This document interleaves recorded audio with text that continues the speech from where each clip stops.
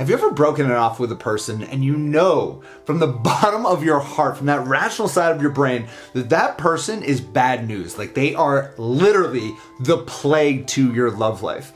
However, that person continues to try and pry their way into your love life and they try to win you back. If that's ever happened to you, keep watching this video because I'm going to give you some ideas that I think you can use to keep this person out of your life and move forward rather than looking in that rearview mirror. Keep watching.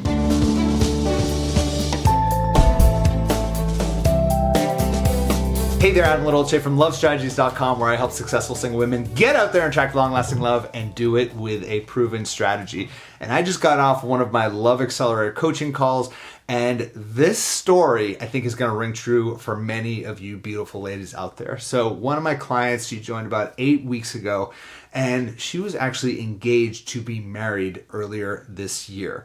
She decided to break it off because she realized that this man was just not going to be a good long-term partner. I don't need to get into that. But then she decided, of course, about 8 weeks ago now, to join our program and to get really focused about her love life. And it seems like the moment that you do this and you really get intentional about moving forward in your life is the moment that someone tries to bring you back because they can sense that you're moving on. And so her question was, should I engage with this person? Should I even consider talking to this guy? Should I spend time with him and see what it is that he really wants and whether or not he's able to change? So I started off by asking her this first question. If your friend were in the same exact situation that you're in right now, how would you advise your friend? She said, I would tell my friend to get out of this situation as quickly as possible, never talk to this man ever again. So that gave me everything that I needed to know from this point forward. Clearly, if she was willing to advise her friend to stay out of this situation, that basically means her rational side of her brain is talking to her emotional side of her brain saying, no, no, no, no, no, this guy is not a good fit.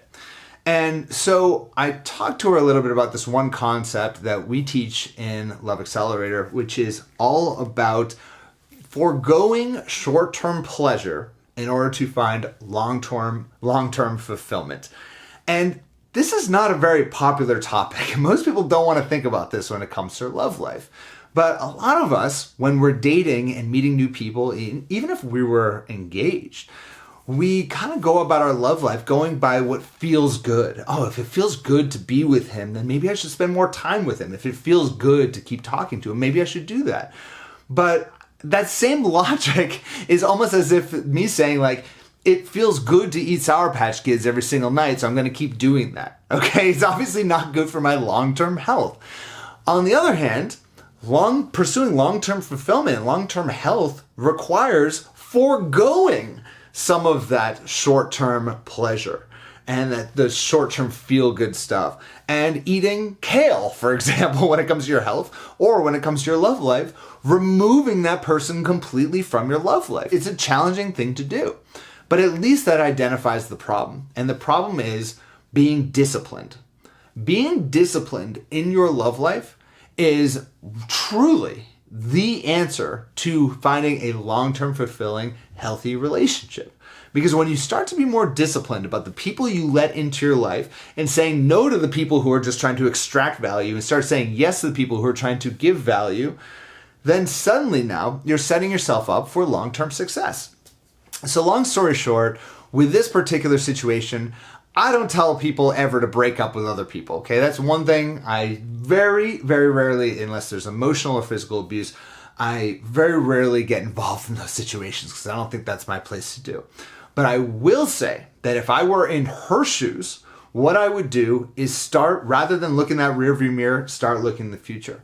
Get crystal clear, which is what we call Little Love Step number 2. Get crystal clear about your love vision, the thing that you really want, the man, the relationship you really want, and only allow people in your life who are actually going to meet that love vision. And follow the little love steps, go make it happen, get out there and attract that right type of person, and don't allow this person to distract you from that cause.